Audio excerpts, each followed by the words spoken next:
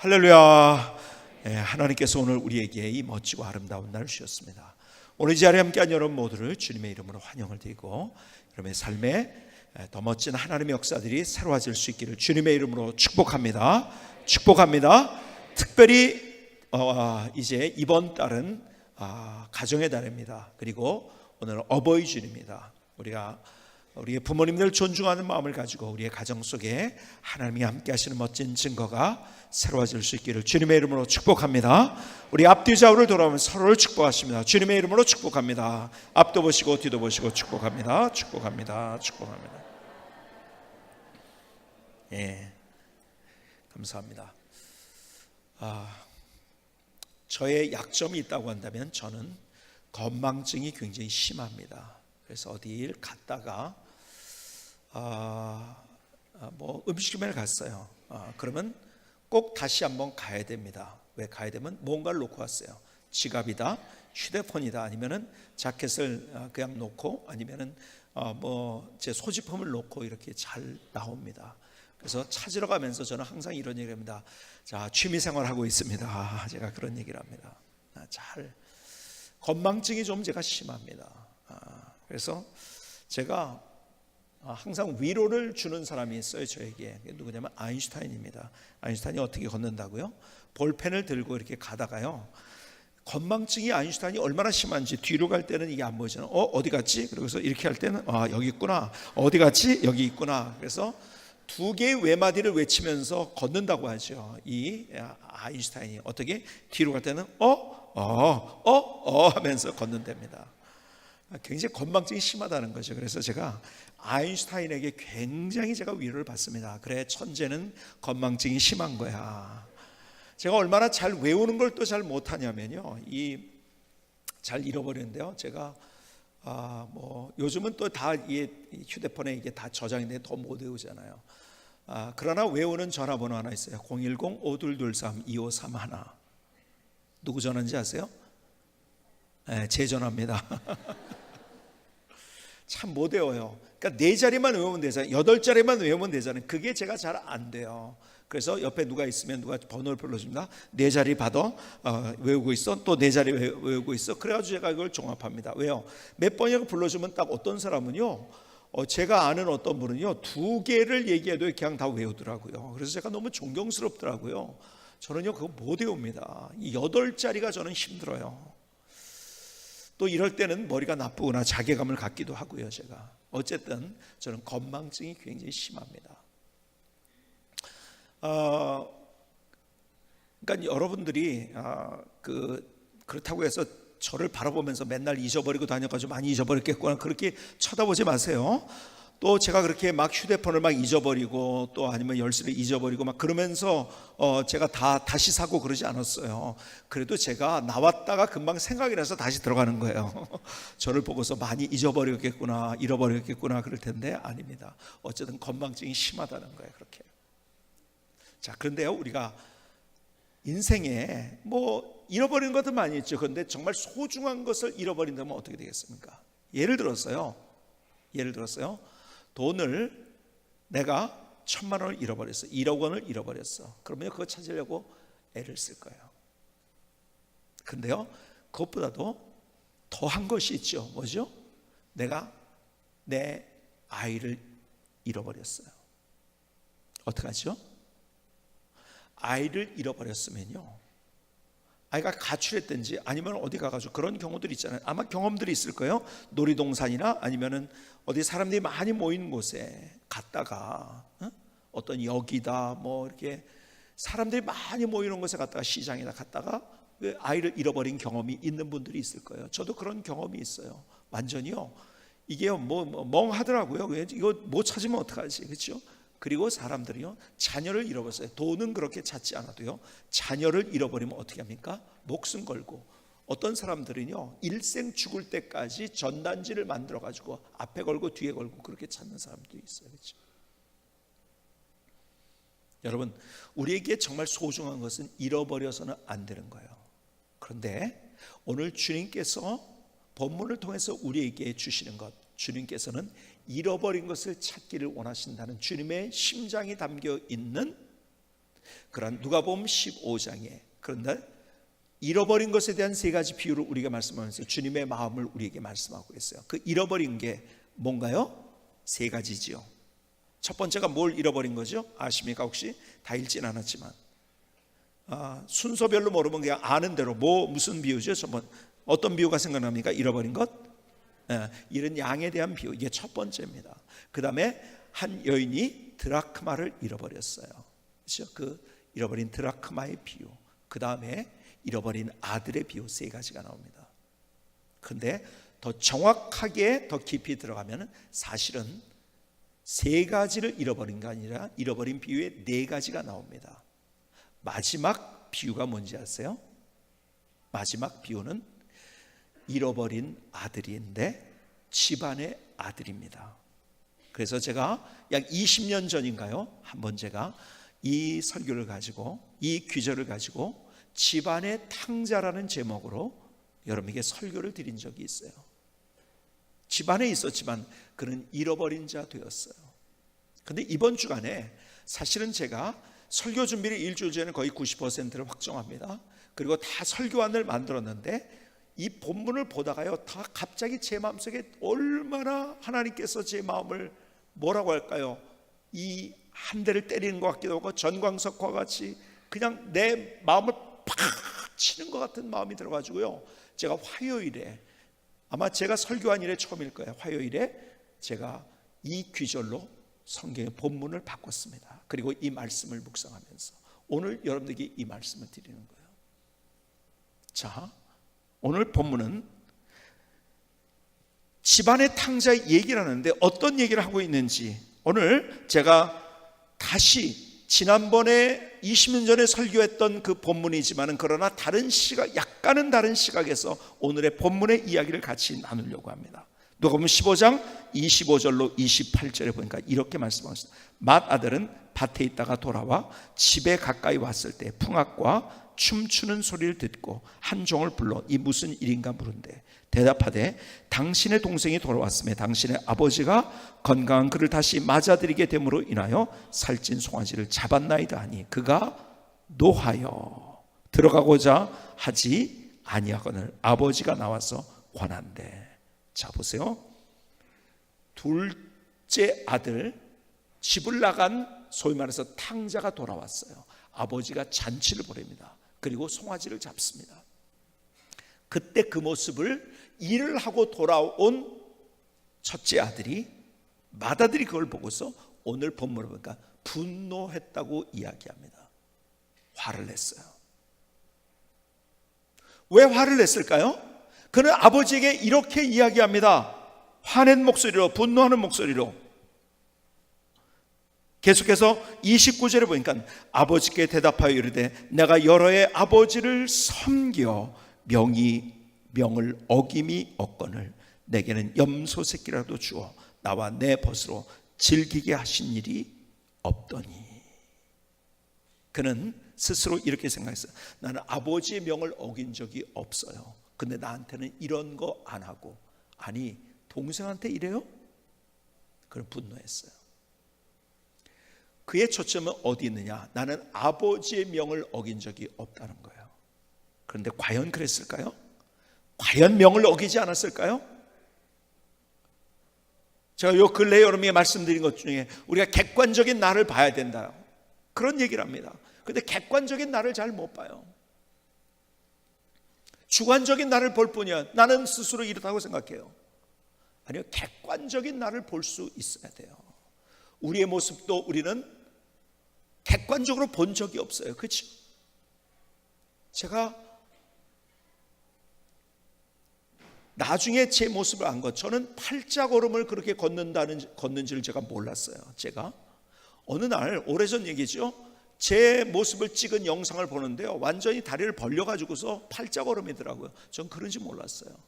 그냥 뭐 원래 사람이 이렇게 걷지 않잖아요. 대부분 그래도 어느 정도 이렇게, 그러니까 뭐 나는 정상이다 생각했는데 내가 보니까요, 그 영상을 보니까 제가 비정상이더라고요, 팔자가요. 근데 지금은 많이 고쳤어요. 지금 그렇다는 것이 아니라 옛날에 저를 기억하시는 분들은 아마 그 이미지가 있는지 모르겠어요, 팔자걸음. 근데 그걸 다 고쳤어요. 어떻게 고쳤는지는 제가 다 얘기하면 오늘 여러분들이 밤을 새야 되니까 다 얘기 못 드리고 고쳤어요. 근데 제가 보니까요, 저희 할머니가 어렸을 때 저를 많이 업어주셨어요. 그래서 하도 업어져가지고 벌어진 거 아닌가 제가 그렇게 생각합니다. 근데 어쨌든 그걸 고치느라고 제가 내가 이렇게 걸음을 걷고 있었구나. 근데 몰랐던 거예요. 저는 제 일생 동안 몰랐어요. 여러분, 내가 나의 진짜 모습을 모르는 경우들이 얼마나 많아요. 우리의 내면 내가 다 안다고 생각, 모르는 게 너무 많아요. 내 삶, 내 생각, 내 판단, 내 결정. 여러분, 우리가 오해하는 게 얼마나 많은데, 나에 대해서 오해하는 거예요. 지금 본문의 큰아들은 자기를 오해하고 있어요. 명을 어긴 적이 없다고요? 아니, 그럴 수 있나요? 똑같은 이야기를 하는 사람이 누군지 아세요? 바리새인들이었어요. 그래서 오늘 잃어버린 세 가지의 비유를 얘기하면서, 정확하게 네 가지라고 했죠. 잃어버린 비유를 얘기하면서 주님께서 언제 이 비유를 말씀하셨는가, 이거를 누가복음 15장 1절 이하는 이렇게 얘기합니다. 모든 세리와 죄인들이 말씀을 들어 가까이 나오니 바리새인과 서기관들이 수군거려 이르되 이 사람이 죄인을 영접하고 음식을 같이 먹는다 하더라. 예수께서 그들에게 이 비유로 이르시되 너희 중에 어떤 사람이 양 100마리가 있는데 그 중에 하나를 잃으면 99마리를 들여두고 그 잃은 것을 찾아내기까지 찾아다니지 아니하겠느냐. 자, 뭐요? 예수님께서 세리와 죄인들과 함께 잡수셨어요. 그리고 어울렸어요. 그들에게 대화를 합니다. 하나님의 말씀을 가르쳐 줍니다. 그랬더니 바리새인들, 서기관들이 수군거리면서 손가락질하는 거예요. 하하, 어떻게 저기 세리와 죄인들과 같이 어울릴 수 있는가? 저 사람 뭐 좀 대단한 사람 같은데 웃기는 사람이야. 그리고 손가락질하고 있는 거예요. 그렇죠? 그러면서 스스로 자기들은 뭐라고 합니까? 뭐라고 얘기를 하죠? 나는 완벽하게 계명을 지켰다는 거예요. 완벽하게. 맞아요. 그들은 완벽하게 계명을 지키려고 굉장히 노력했던 사람이었어요. 그 부분에 있어서는요, 존경할 만한 사람들이에요. 그런데 문제는 뭔지 아세요? 가장 중요한 계명을 지키지 못했다는 거예요. 오늘 이 이야기를 통해서 주님께서 하시는 거예요. 자, 마다들로 다시 이 얘기로 돌아가 볼까요? 마다들이 다 지켰다고, 자기는 다 지켰다고 생각하는데 진짜를 못 지킨 거예요. 자, 뭐가 진짜일까요?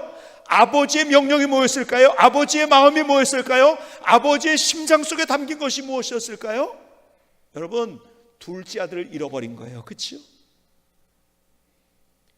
여러분, 그 아들을 잃어버렸을 때 아버지는요, 앞서 여러분에게 말씀드린 거, 아들을 잃어버린 아버지의 심정, 부모의 심정은 어떻습니까? 그냥 앞뒤로 붙여가지고 아이를 찾습니다 하고서 이렇게 나가는 거예요. 그렇죠? 전달치고. 그러니까 여러분 생각해 보세요. 여러분 집안에 이제 형제들이 여러 명이 있어요. 아버지가 근데 아들을 잃어버렸어요. 아니면 가출했든지 뭐 했든지 아이가 뭐 집을 나가버렸어요. 그때 어떡합니까?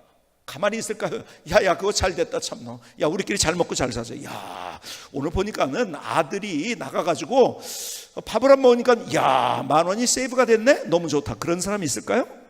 없어요. 아니면 다 뒤로 하고 찾아 나서는 거예요. 동생에게도 야 너 그 친구한테 가봐. 너 걔가 어디 잘 갔지 거기 한번 가봐. 가서 찾는 거예요. 그렇죠? 여러분 아버지의 가장 위대한 명령, 큰 명령이 뭐였을까요? 이 아들에게 동생 찾는 거예요. 그렇죠? 그런데 자기는 스스로 가장 중요한, 그러니까 아버지의 마음 헤아리지도 못한 거죠.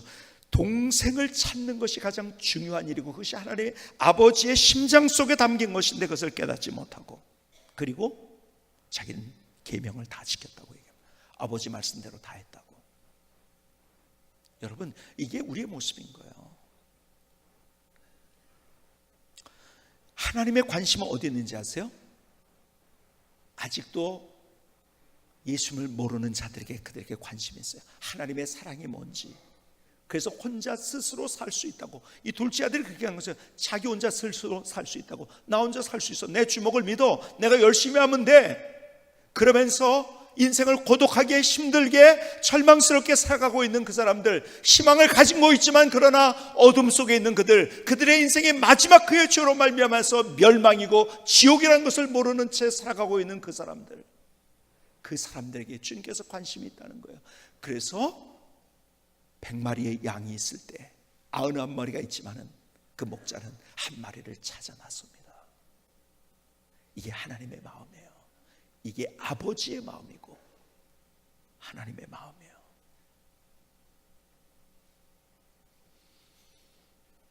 여러분, 예수 안 믿는 사람을 영어로 얘기하면 이렇게 표현합니다. The lost 뭐예요? 잃어버린 자들. 잃어버린 자들.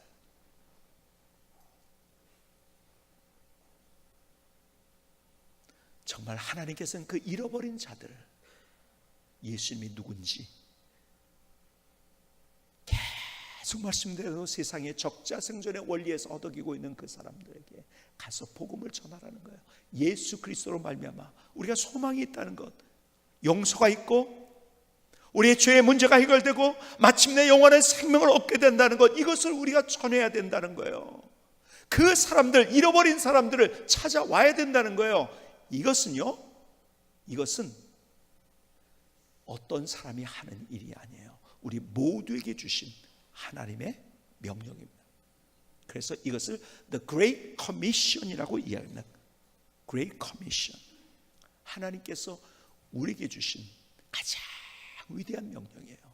다른 명령보다 가장 우선하는 것. 여러분, 다른 것들은요, 은사가 있는 사람이 하는 거예요. 자, 예를 들어서 여기 오늘 반주자가 안 왔어요. 갑자기 못 오게 됐어요.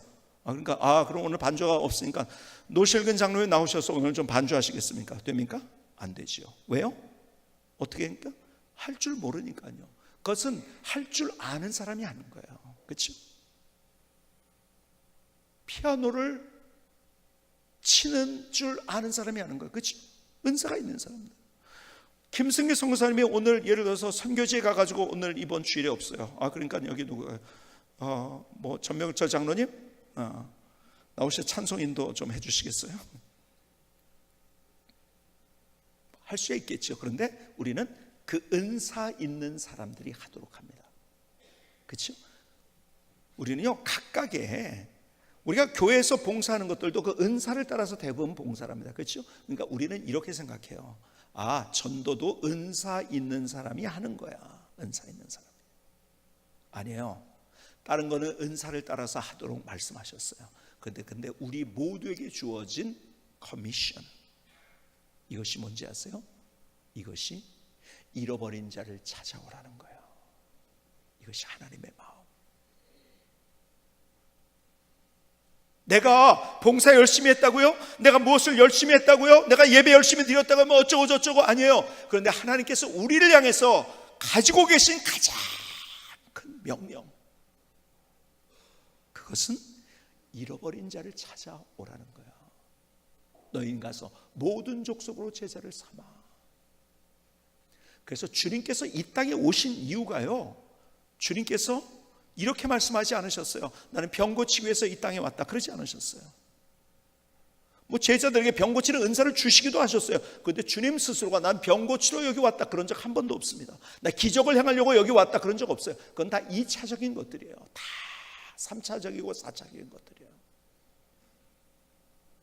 예수님께서는요, 계속 왜 오셨는가를 말씀하세요. 뭐라고요? 마태복음 15장 24절에 보니까 이렇게 말씀합니다. 예수께서 대답하여 이르시되 나는 이스라엘 집에 잃어버린 양 외에는 다른 데로 보내심을 받지 아니하노라 하시니. 다시 보실까요? 예수께서 대답하여 이르시되 나는 이스라엘 집에 잃어버린 양 외에는 다른 데로 보내심을 받지 아니하노라. 그것 때문에 왔다는 거예요, 주님께서. 누가복음 19장 10절을 볼까요? 인자가 온 것은 잃어버린 자를 찾아 구원하려 하심이라. 왜 왔나요? 잃어버린 자들, 아직 예수를 모르는 자들, the lost, 아직도 주님을 모른 채 인생을 살아가고 있는 그 잃어버린 자들을 위해서 왔다는 거예요. 마태복음 9장을 보실까요? 12절 13절은 이렇게 말씀합니다. 예수께서 들으시고 이르시되 건강한 자에게는 의사가 쓸데없고 병든 자에게 쓸데있느니라. 너희는 가서 내가 긍휼을 원하고 제사를 원하지 아니하노라 하신 뜻이 무엇인지 배우라. 나는 의인을 부르러 온 것이 아니요 죄인을 부르러 왔노라 하시니라. 여러분, 제일 중요한 것은 우리끼리 좋아하는 것보다 더 중요한 게 있다는 거예요. 야, 우리 교회 이렇게 좋지? 예를 들어서 야, 우리가 이거 하니까 너무 좋지? 같이 우리가 의시하니까 이거 너무 좋지? 그것보다 더 중요한 게 있다는 거예요. 아직도 잃어버린 자들이 밖에 있는데 그 사람들을 찾아 주님께로 인도하는 것. 주님께서는 그것 때문에 이 땅에 오셨다는 거예요. 여러분, 하나님의 진짜 마음 그 안에 담긴, 오해하면 안 돼요. 진짜 그분이 원하시는 첫 번째가 뭔가. 그래서 The Great Commission, 가장 위대한 하나님께서 우리에게 주신 하나님의 명령이 뭔가. 그래서 우리가요, 그렇기 때문에 우리가 매년 나의 소중한 사람을 위하여라는 그러한 시간을 갖는 이유가 그거예요. 아직도 지금 우리 7월 2일 뭐죠? 나의 소중한 사람을 위하여. 아직도 주님을 모르는 그 사람들에게 주님을 증거하자는 거예요. 주님께로 인도. 이것은 누가 은사 있는 사람이 하는 것이 아니라 우리 모두가 해야 돼. 하나님께서 나에게 야, 너 이거 했으면 좋겠다 말한 거 있죠. 피아노 칠 줄 너 그래 반주했으면 좋겠어. 뭐 바이올린, 첼로 너 이거 했으면 좋겠어. 그런 말씀하지. 그런데 그것보다 더 먼저 주님께서 말씀한 너 아직도 잃어버린 자들이 너무 많아. 그들을 찾아와야 돼. 그래서 여러분요, 이 전도 대상자 작성 카드 여러분들 꼭 적으시기 바랍니다. 여러분, 가만히 있으면 아무 일도 일어나지 않습니다. 한번 따라합시다. 가만히 있으면 아무 일도 일어나지 않는다. 여러분, 도전해야 돼요. 쓰시기 바랍니다. 꼭. 이걸 쓰는데 이거는 교회 한 10년 이상 나온 사람이 쓰겠지 그러면 안 돼요. 그렇죠? 우리 모두에게 주님께서 말씀하시는 거예요. 꼭 쓰셔서 함께 기도할 때 기적이 일어나는 거예요. 하나님의 역사들. 하나님이 가장 원하시는 거. 나 열심히 하나님의 일을 하고 있습니다. 그런데 이거 못하면은요, 진짜 중요한 거. 제가 그래서 이 말씀으로 얼마나 하나님께서 제 가슴을 때리셨는지. 이거 아니면은 네가 아무리 다른 거 열심히 해도 아무 소용이 없다. 제게 말씀하신 거예요. 너 내 마음이 뭔지 알아? 네가 모든 거 다 했다고? 내게 주신 모든 것들이 다 최선을 다했다고? 그리고 스스로 어떻게 나는 그래도 이만큼 했다고 생각한다? 너 아니야. 그런데 가장 중요한 거 잃어버리고 있어. 내가 너에게 가장 중요한 거 잃어버린 사람이 있는데, 아들을 잃어버렸는데 그거 찾아야지. 꼭 여러분들이 이거 그냥 지나가지 마시고 쓰시기 바랍니다. 아무것도 하지 않으면 아무 일도 일어나지 않습니다. 주님의 마음인 거예요. 그런데 보세요, 두 번째, 그 아버지가 무슨 명령을 하셨을까요? 뭐라고 아들에게 이거 해라고 지시를 하셨을까요? 제일 하고 싶은 면이요. 자, 누가복음 15장 31절 이하는 이렇게 얘기합니다. 아버지가 이르되 예, 너는 항상 나와 함께 있으니 내 것이다 내 것이로되 이 내 동생은 죽었다가 살아났으며 내가 잃었다가 얻었기로 우리가 즐거웠고 기뻐하는 것이 마땅하다 하니라. 지금 무슨 말씀하고 있는지 아세요? 그 돌아온 동생에게 사랑하라는 거예요. 그 동생을 사랑할 줄 알아야 된다.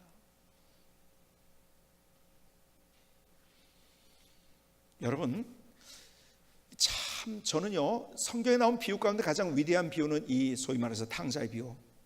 첫째 아들, 둘째 아들을 다 포함해서 이 탕자의 비유를 가장 위대한 비유라고 저는 생각해요. 여기 하나님의 마음이 녹아져 있어요. 사랑해라. 하나님께서 우리에게 말씀하시는 것, 가장 큰 계명인 것.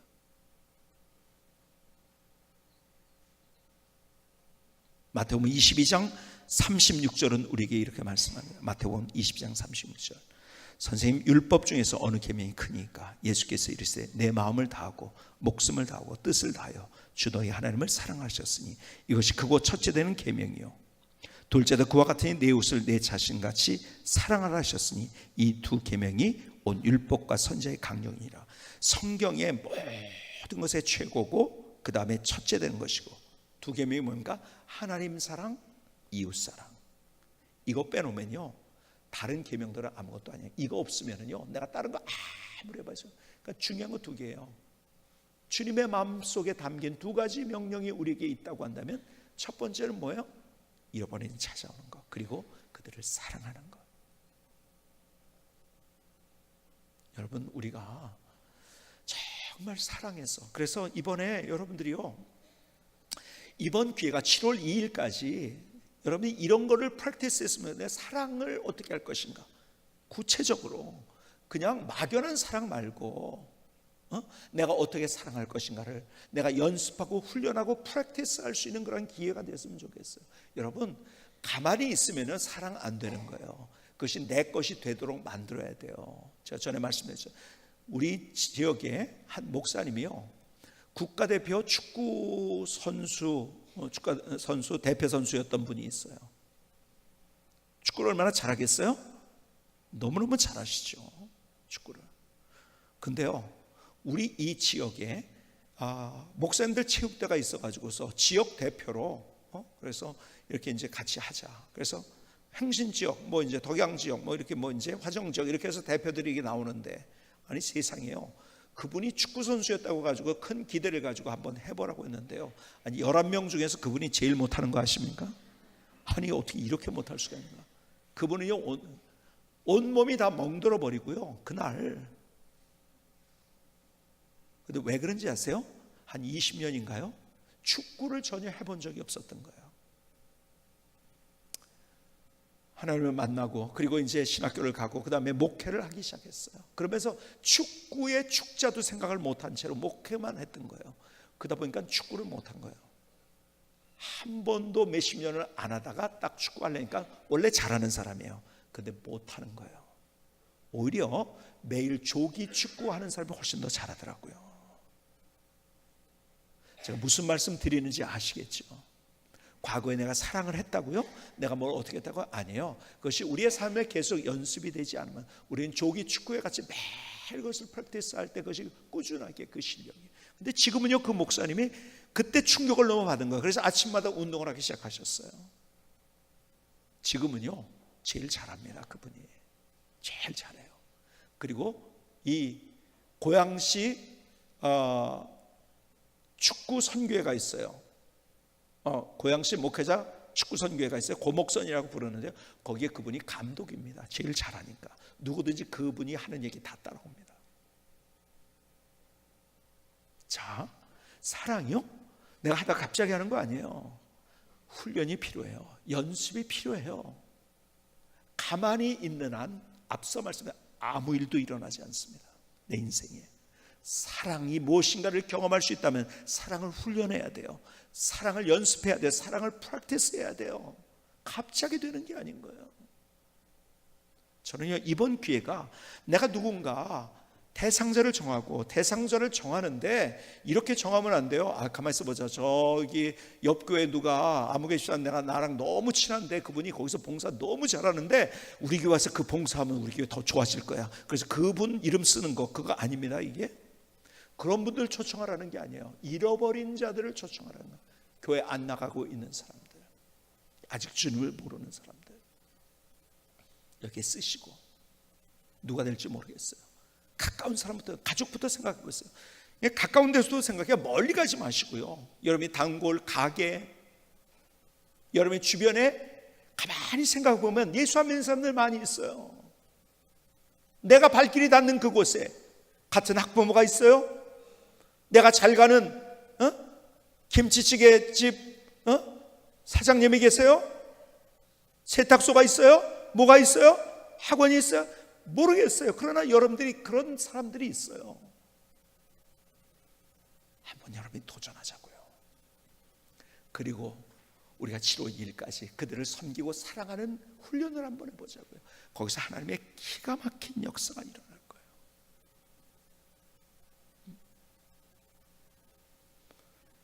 여러분, 그래서 우리가 이 쓰는 이유는 같이 기도하기 위한, 기도하지 않으면 또 아무 일도 일어나지 않습니다. 한번 따라해보세요. 기도하지 않으면 아무 일도 일어나지 않는다.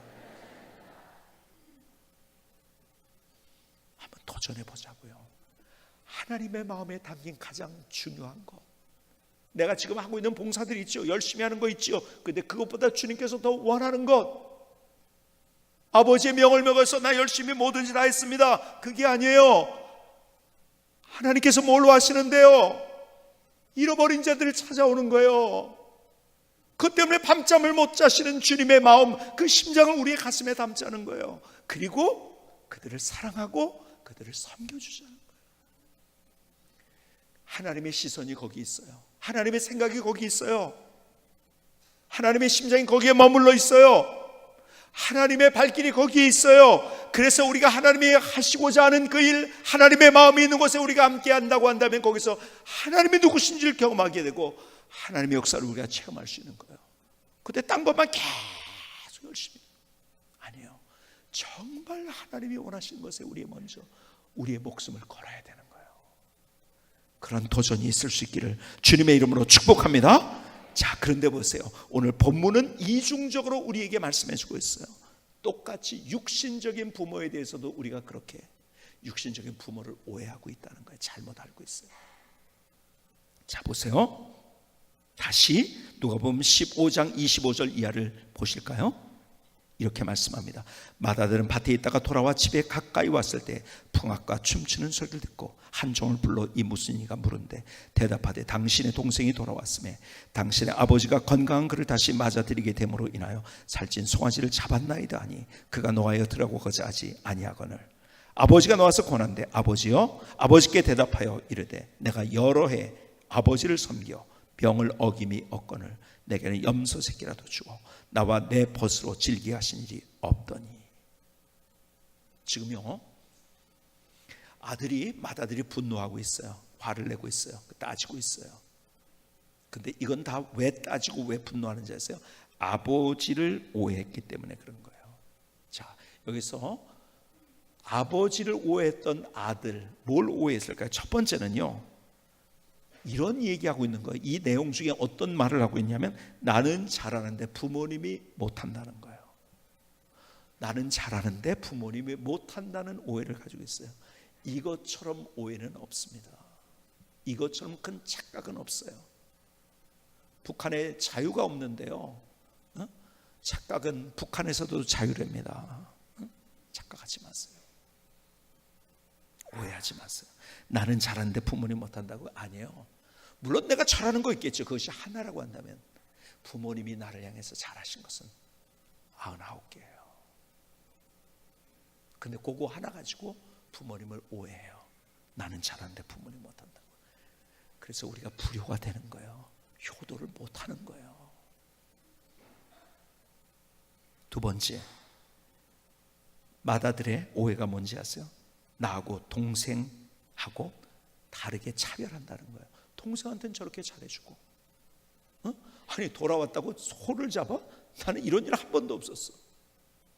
그러니까 동생하고 나를 차별한다는 거예요. 우리가 가진 분노 가운데 가장 중요한 분노는 뭔지 아세요? 부모님을 향해서 나 차별당했다는 거예요. 아니에요.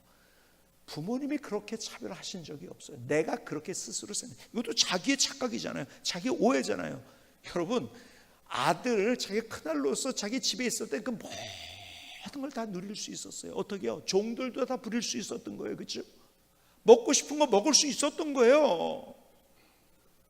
아니, 좋은 데서 잠을 잤던 거예요. 그 좋은 집을 다 누린 거예요. 그런데요, 동생은 어땠어요? 그동안 진짜 거지같이 살았잖아요. 자기가 누렸음에도 불구하고, 아니 나한테 송아지 차려준 적 있어요? 이렇게 아버지가 해준 적 있어요? 차별했다는 거예요. 여러분, 이런 오해가처럼 이렇게 큰 오해가 있을까요? 그런데 우리의 삶 똑같이 오늘 주님께서 하신 말씀이 우리의 육신의 부모님에 대해서도 우리가 그런 오해를 하고 있다는 거예요. 동생한테는 그렇게 해주고, 나한테는 그렇게 해주고. 예를 들어서요, 그런 경우도 있잖아요. 옛날엔 다 어려웠으니까요, 다 예를 들어서 대학을 보내기가 힘들었단 말이에요. 큰아들은 대학 보내주고, 아니 둘째라고 나는 이렇게 해주고 차별한다고. 아니요, 못 보내는 부모의 마음은 어땠을까요? 그렇죠? 보내고 싶지 않아서 안 보내는 부모가 어디 있었을까요? 그렇죠? 또 어떤 경우는요, 둘째는 보내고 첫째를 안 보는 경우도 있어요. 차별했다? 아니에요. 부모 입장에서 차별이 아니에요. 어떨 때는 그렇게 될 수밖에 없었던 그런 상황. 아니, 가만히 보면 부모님이 그건 그렇지만 다른 데서 나에게 더 잘해줬던 거. 아니, 그렇게 못 보낼 때 부모님의 마음은 더 나보다 더 아프고 싫은 거예요. 그렇죠? 근데 차별했다는 오해, 그리고 분노를 합니다. 세 번째 오해가 뭔지 아세요? 나는 잘하는데 부모님이 알아주지 않는다는 거예요. 나는 잘하는데 부모님이 나를 알아주지 않는다. 지금 그 얘기하고 있는 거예요. 맏아들이. 아니에요. 반대, 오히려 부모님이 훨씬 더 나에게 더 잘하셨어요. 그렇죠? 근데 내가 알아주지 못하는 거예요. 착각 속에 살아요. 오해 속에 살아요.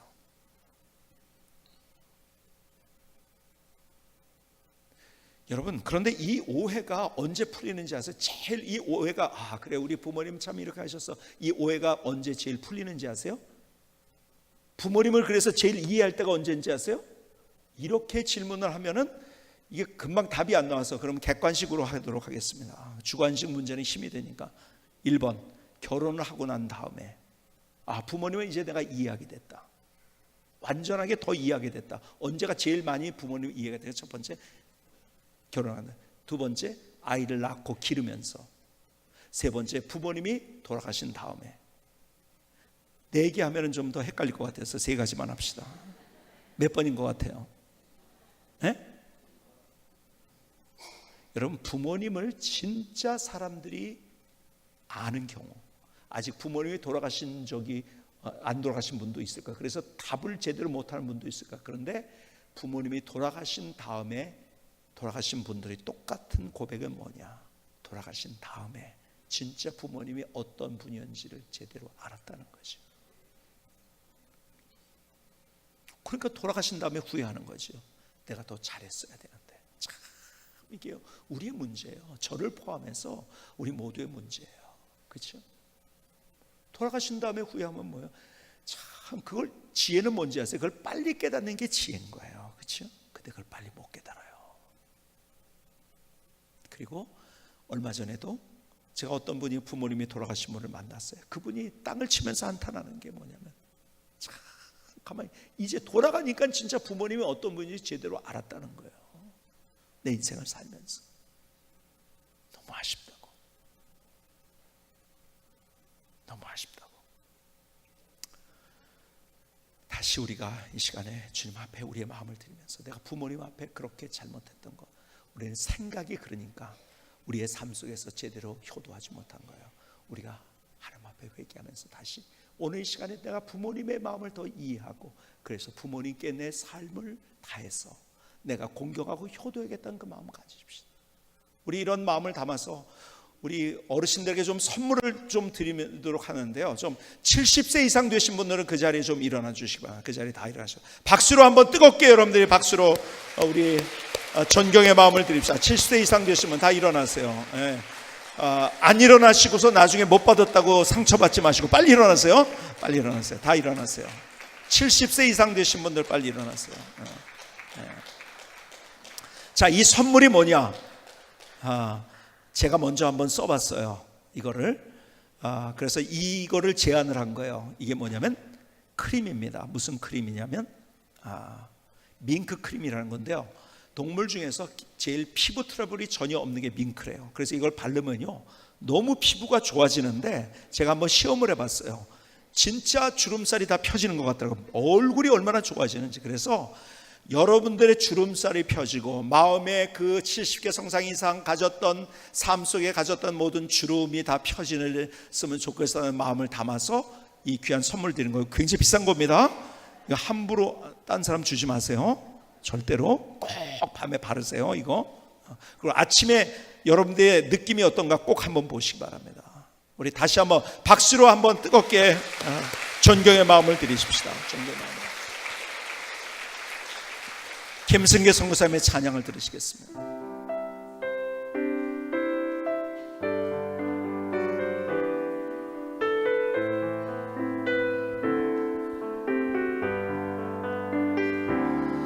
어머니의 귀한 사랑, 아버지의 큰 사랑은 부모님의 그 마음을 우린 정말 알고 있나요? 나를 위해 모든 것을 희생하며 주신 사랑, 숱한 질곡의 세월을 지나 여기까지 오신 나의 부모님, 하나님의 마음을 가슴에 담고 부모님을 생각하는 사람으로 하나님의 사랑을 가슴에 품고 효도하는 멋진 인생,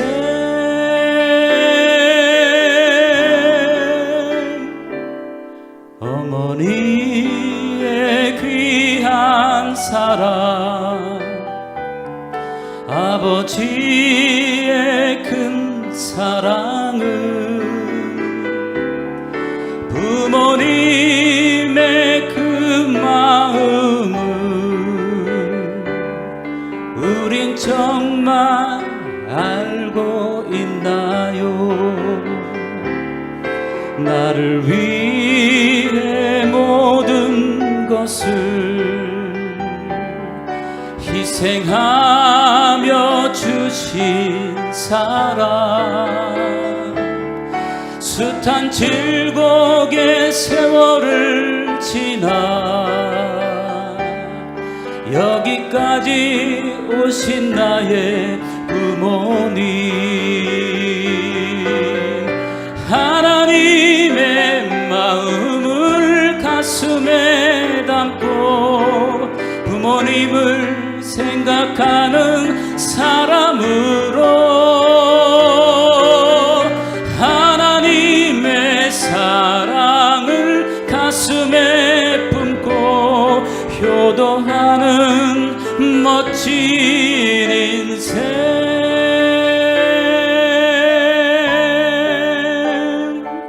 어머니 아버지 사랑합니다. 나의 어머니 아버지 사랑합니다.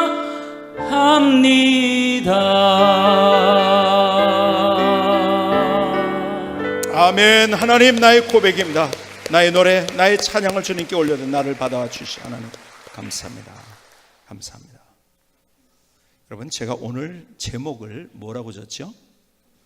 뭐라고요? 불효라고 줬어요. 제가 기억하기로는 제가 이제까지 부정적인 단어를 써서 제목을 만든 적이 없는 것 같아요. 그냥 이렇게 해도 되죠.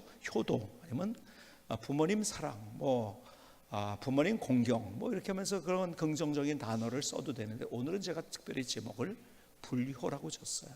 왜냐하면 이 시대가 너무 악한 시대가 됐어요. 근데 불효를 해도 불효하는지를 몰라요. 너무 악한 시대가 돼가지고 정말 우리가 이런 것에 대해서 정말 다시 한번 회개하는 시간이 됐으면 좋겠다는 마음을 가지고 불효라고 제가 제목을, 어쩌면 제가 설교 제목 수많이 졌지만은 그러나 부정적인 단어로 처음 진 것 같아요. 진짜 우리가 부모님을 오해하면서 쓸데없이 그래서 내가 분노하고 화내고, 부모님은 나에게 왜 이렇게 했을까 그러면서 부모님의 마음을 알지 못하니까, 생각을 알지 못하니까 그러고 있었던 나의 모습, 오늘 이 시간 이 자리가 그것을 회개하는 자리가 되었으면 저도 똑같이 마찬가지예요. 참, 갈수록 왜 이렇게 바빠지는지요. 얼마나 바빠져. 그래도 옛날에는 제가 맛있는 거 먹고 오면은 거기서 부모님을 꼭 같이 가자고 하면서 그렇게 하려고 노력을 했었어요. 제가 근데 어느 순간에 제가요, 이번 주에 가만히 생각을 해보니까는 이제 어떻게 바뀌었냐면, 제가 처음에는 그렇게 막 했단 말이에요. 근데 이제 반대로 부모님이 어디서 맛있게 잡수셨다고 그거 먹으러 가지 않을래? 그러더라고요. 바뀌어버렸어요. 아하, 나 스스로가 이렇게 인생을 살아가고 있구나.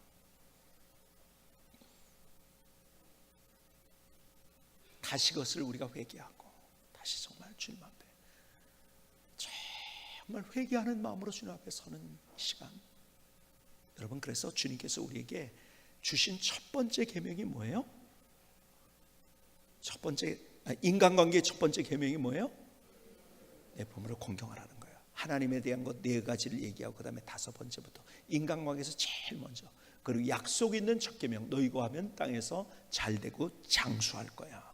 유일하게 너무 중요하기 때문에, 주님께서 우리에게 너무 중요하기 때문에 주신 이 말씀, 우리가 오해했던 모든 것들을 다 내려놓고 내가 어떻게 부모님을 더 섬길 수 있을 것인가. 여러분, 회개하는 마음으로 이번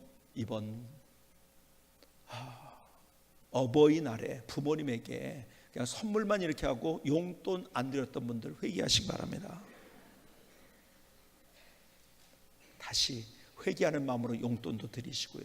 드리신 분들 조금 더, 오늘 회개하는 마음을 가졌다고 한다면 조금 더 얼마라도 내가 정말 회개합니다, 잘못했습니다 하는 마음으로 우리 부모님께 더 그렇게 좀 하십시다. 정말. 이 시대는요, 자기 것만을 주려고 하는 시대, 그러니까 부모님도 몰라보는 그런 시대 우리는 살아가고 있어요.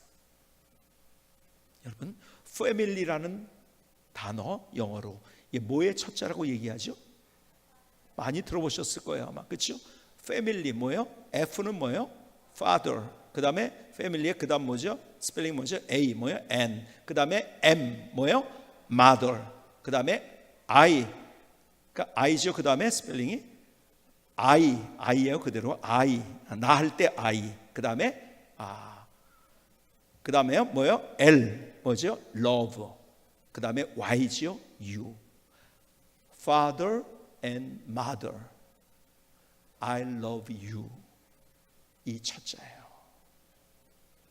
가정은 어디에서부터 시작되는지 아세요? 정말 스윗 홈은 어디에서부터 시작되는지 아세요? 부모님을 사랑하는 데서부터. 오늘 다시 오늘 본문에 아버지의 명을 어김이 없이 내가 이렇게 하고 있다면서도 분노하고 있었던 첫째 아들의 그 모습, 내 모습이 아닌가. 다시 한번 주님 앞에 내 자신을 내려놓고 오늘 다시 회개하면서 내가 부모님을 섬기겠습니다, 새로운 결단으로 다시 출발하는 귀한 자리가 될 수 있기를 주님의 이름으로 축복합니다. 기도하시겠습니다.